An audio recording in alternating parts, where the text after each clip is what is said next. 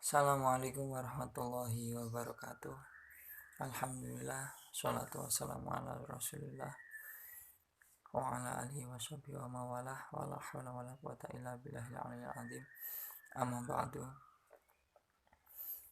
Bu dosen yang saya hormati, saya mewakili kelompok 2 akan menyampaikan hasil diskusi dari kami.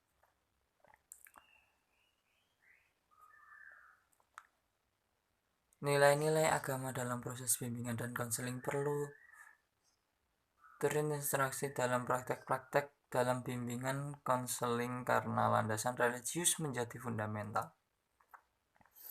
Konselor dituntut untuk memiliki pemahaman tentang hakikat manusia menurut agama dan peran agama dalam kehidupan umat manusia.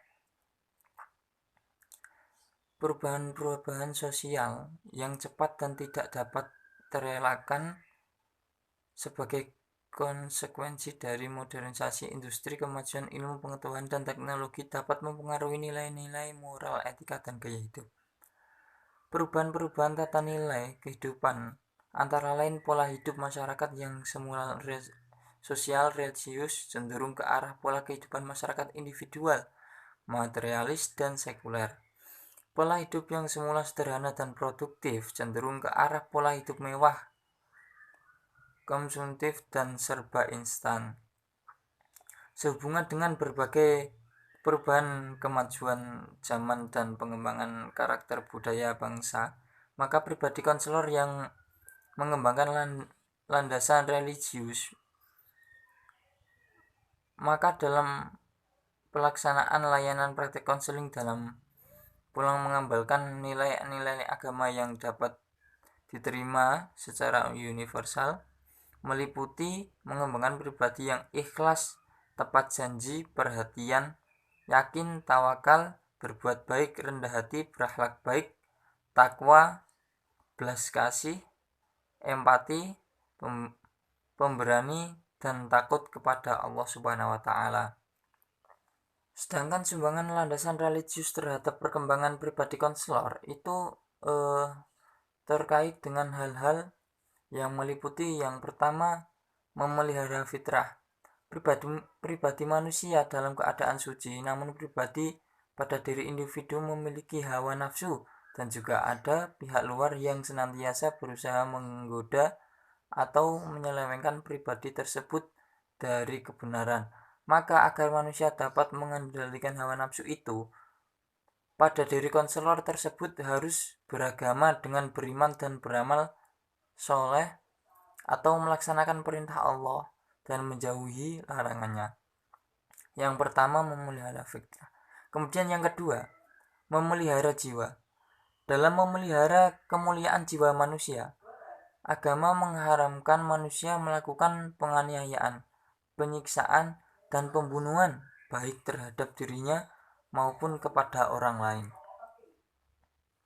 Yang ketiga, yakni memelihara akal. Allah Subhanahu wa Ta'ala telah memberikan karunia kepada manusia yang tidak diberikan kepada makhluk lainnya, yakni akal.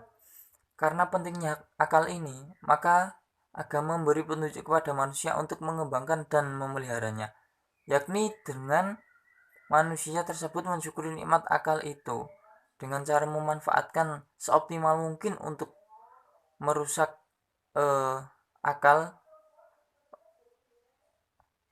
belajar atau mencari ilmu, serta menjauhkan diri dari perubahan yang merusak akal seperti minum minuman keras, menggunakan narkoba, dan hal-hal yang merusak kefungsian akal tersebut. Yang terakhir yakni memelihara keturunan. Agama mengajarkan kepada manusia tentang cara memelihara keturunan atau sistem regenerasi yang suci.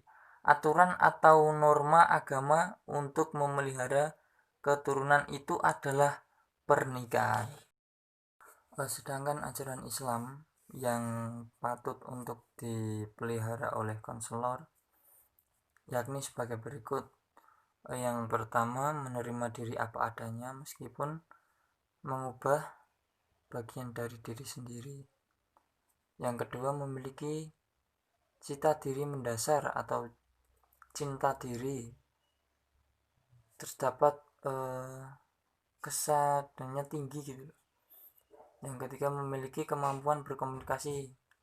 Yang keempat, menunjukkan pengertian dan kasih sayang. Yang kelima, bisa mendengarkan orang lain dengan kesabaran.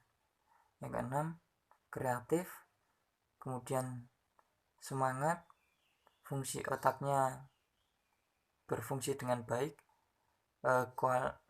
kualitasnya baik secara fisik dan intelektual, memiliki kebijakan, kemudian memiliki keyakinan yang besar atau ketakwaan yang tinggi, dan pikirannya mencerminkan mendengarkan gitu. Sifatnya dia itu terima, yang kemudian yakin dan melakukan hal-hal sesuai pikirannya sendiri.